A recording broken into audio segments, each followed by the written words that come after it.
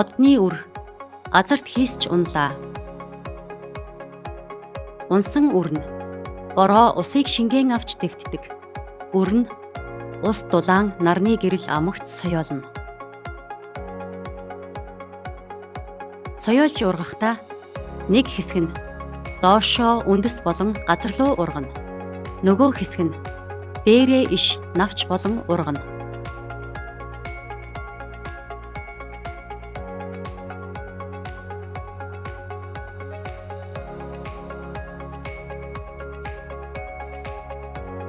Үндэс нь газар руу шингэж, ус тэжээл авч байдаг.